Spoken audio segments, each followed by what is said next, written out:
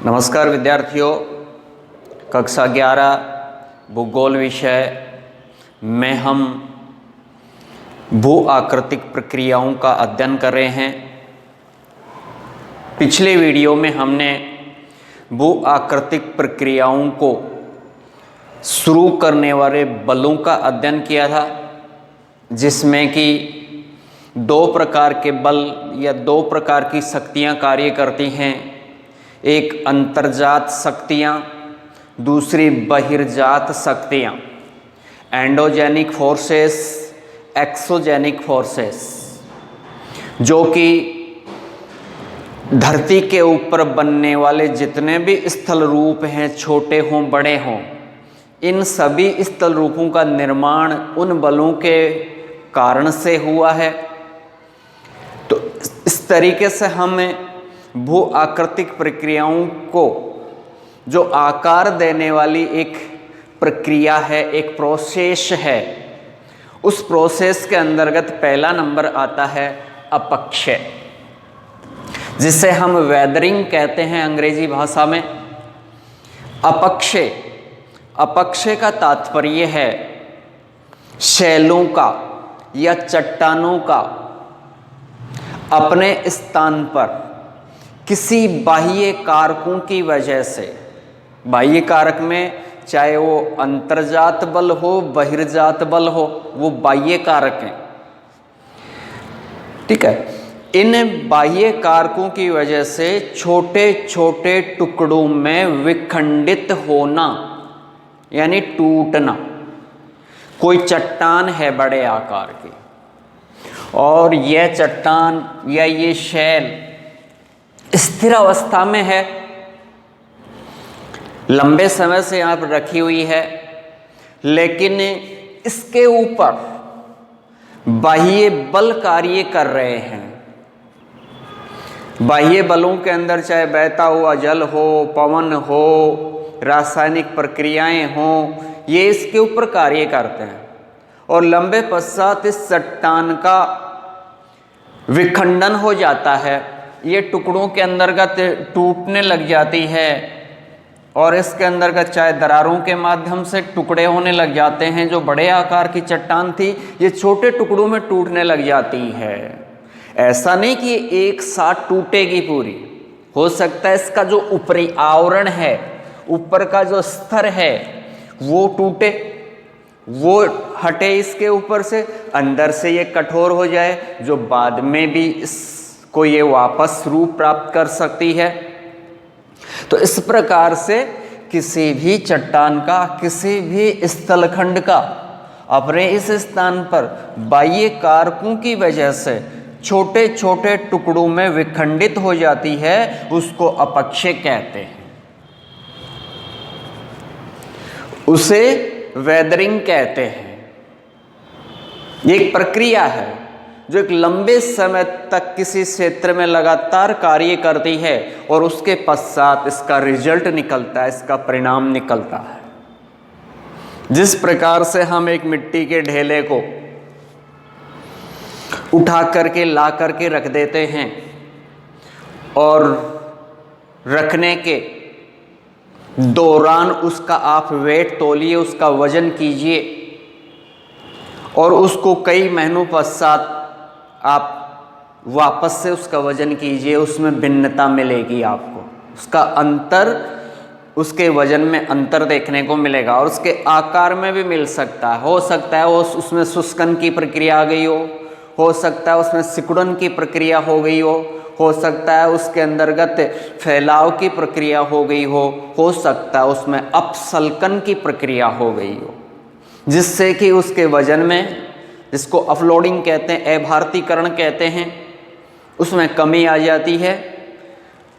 वो मिट्टी का ढेला सूख करके, शुष्क हो करके, उसके मिट्टी के कण वहाँ से उड़ करके या फैल करके, गिर करके उससे दूर हट जाते हैं। वो भी एक अपक्षय का रूप है, वो भी अपक्षय है। प्रिय विद्यार्थियों, आपने चूने का पत्थर देखा है और चूने का पत्थर काफ़ी कठोर होता है। अब आप उसे ला करके रखें और उसके ऊपर जल डाल दें। जल डालने के पश्चात वो कठोर चूने का पत्थर धीरे धीरे विखंडित हो जाएगा, धीरे धीरे वो बिखर जाएगा और उसमें से छोटे छोटे टुकड़े हो जाएंगे। ये वो अपक्षयी है जो उस कठोर चूने के पत्थर को रासायनिक प्रक्रिया द्वारा तोड़ रहा है। तो इस प्रकार से अपक्षय भिन्न भिन्न प्रकार की भू आकृतिक प्रक्रियाओं को अंजाम देता है। ये अपक्षय जो होता है वो मुख्यतः 3 प्रकार का होता है।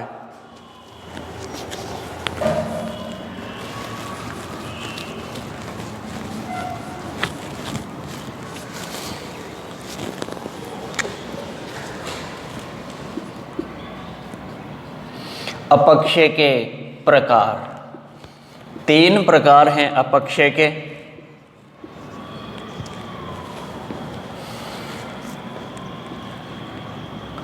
रासायनिक,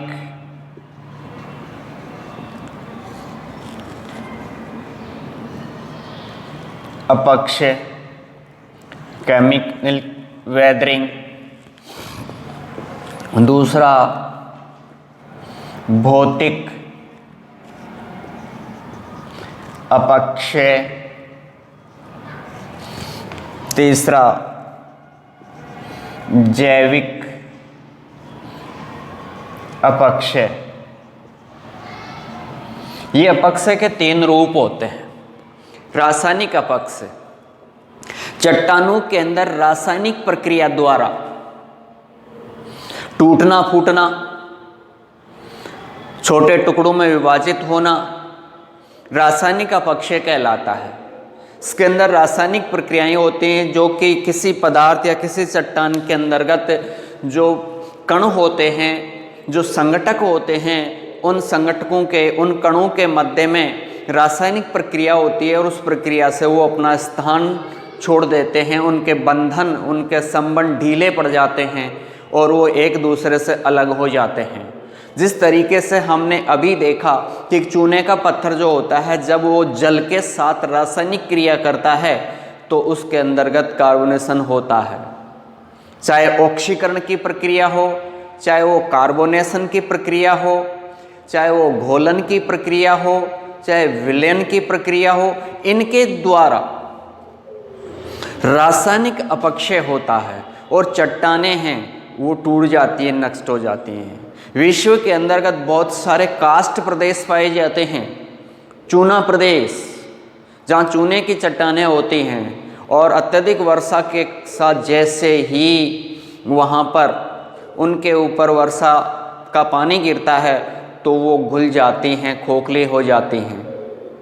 इसी प्रकार से तापक्रम के द्वारा भी रासायनिक प्रक्रिया के द्वारा होता है। तो जो भिन्न भिन्न रूपों में रासायनिक प्रक्रिया होती है वो रासायनिक अपक्षय को बढ़ाती है। दूसरा होता है भौतिक अपक्षय। आकार में परिवर्तन, किसी चट्टान के आकार में जो परिवर्तन होता है, आंतरिक गुणों में जो परिवर्तन होता है, जिसमें वातावरण के कारक कार्य करते हैं। हम देखते हैं, जानते हैं कि गर्मी पा करके कोई भी पदार्थ या चट्टान फैलता है, उसके गुणों में प्रसार होता है, एक्सपेंशन होता है,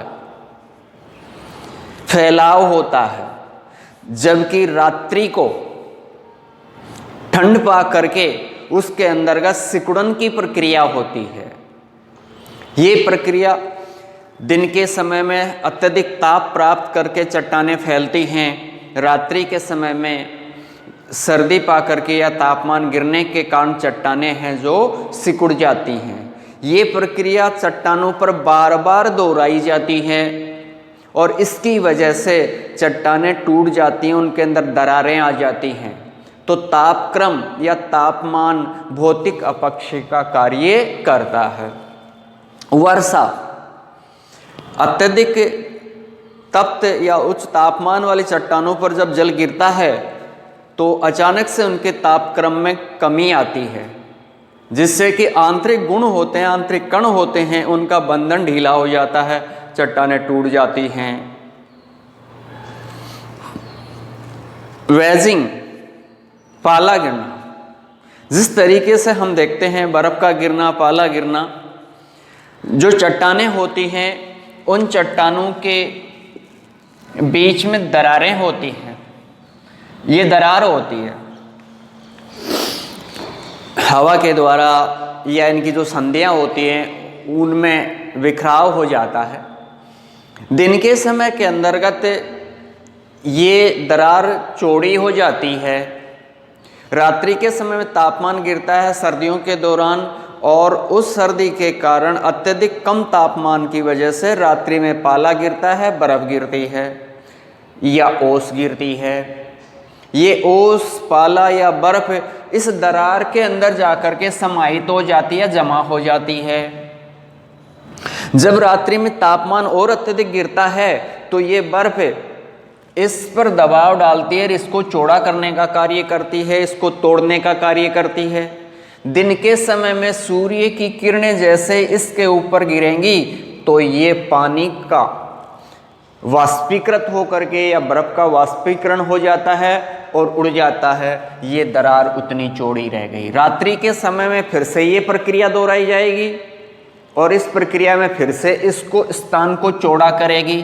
तो इस प्रकार से धीरे धीरे ये दरार चौड़ी ही हो जाती है, चौड़ी ही नहीं बल्कि गहरी भी हो जाती है, और यहाँ से इस चट्टान को तोड़ करके अलग अलग भागों में बांट देती है। इसी प्रकार से इसके और अन्य छोटे छोटे टुकड़े बनते चले जाते हैं और ये अपक्षय की क्रिया को दोहरा देती है। तो गुणों में परिवर्तन, आकार में परिवर्तन और उसको तोड़ना, ये कि एक भौतिक अपक्षय का रूप है, फिजिकल वेदरिंग का कार्य करती है। जैविक अपक्षय, चट्टानों में अनेक प्रकार की जैविक प्रक्रियाएं होती हैं। जैविक, बहुत सारे जीव जंतु, कीड़े मकोड़े, चूहे, दीमक, केचुए, ये ऐसे जीव जंतु होते हैं जो चट्टानों में या मिट्टी के अंतर्गत बिल बना करके रहते हैं, अपना स्थान या घर बना करके रहते हैं। आंतरिक भाग से मिट्टी को या चट्टानों के टुकड़ों को ये बाहर निकालते हैं और उसे खोखला कर देते हैं नीचे से। धीरे धीरे वो चट्टानें खोखली हो जाती हैं और टूट जाती हैं। काफ़ी कठोर पथरीले क्षेत्रों के अंतर्गत छोटा सा एक पौधा उगता है। ये पौधा धीरे धीरे ग्रोथ करता है, वृद्धि करता है, बड़ा होता है और इसका तना बढ़ता है, इसकी जड़ें बढ़ने लग जाती हैं और पत्थर के अंदर इसकी जड़ें जो होती हैं वो प्रवेश कर जाती हैं। तत्पश्चात हम देखते हैं कि जैसे इसकी जड़ें पत्थर के अत्यधिक गहराई में प्रवेश कर जाती हैं, उस दौरान पत्थर को या कठोर चट्टानों को भी ऊपर उठा देती हैं, खोखला बना देती हैं, उन दरारों में अपनी जड़ों को प्रवेश कर लेती हैं। तो एक नई सतह का निर्माण हो जाता है, एक नई बनने लग जाती है। तो इस प्रकार से बहुत सारे जीव जंतु मिट्टी को इधर से उधर डाल करके उसकी एक नई सतह बना देते हैं, उसको तोड़ने का कार्य करते हैं। तो अपक्षय इस प्रक्रिया का एक महत्वपूर्ण हिस्सा होता है, जिसके अंदर रासायनिक अपक्षय, भौतिक अपक्षय और जैविक अपक्षय, ये 3 प्रकार का अपक्षय होता है। इस अपक्षय का कोई इम्पोर्टेंस भी है क्या, कोई महत्व भी है क्या? सबसे बड़ा महत्व यह है कि हमारी जो मृदा बनी हुई है, मिट्टी बनी हुई है, ये मृदा या मिट्टी इस अपक्षय की बदौलत ही बनी है। क्योंकि मृदा और जो मिट्टी है ये चट्टानों का छोटे छोटे कण हैं, छोटे छोटे टुकड़े हैं। अगर इन चट्टानों में अपक्षय नहीं होता तो मृदा नहीं बनती, और मृदा नहीं बन पाती तो आज के जीवन का आधार नहीं होती। जितनी भी आज जैविक प्रक्रियाएं हो रही हैं वो इस मृदा से जुड़ी है। इसलिए अपक्षय बहुत ज़रूरी है।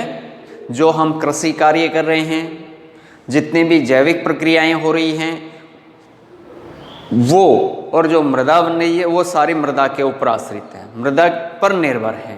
और मृदा अपक्षय का आधार है, क्योंकि अपक्षय के द्वारा ही मृदा बनी होती है, मिट्टी बनती है। दूसरी जो आकृतिक प्रक्रिया है वो है अपसल्कन।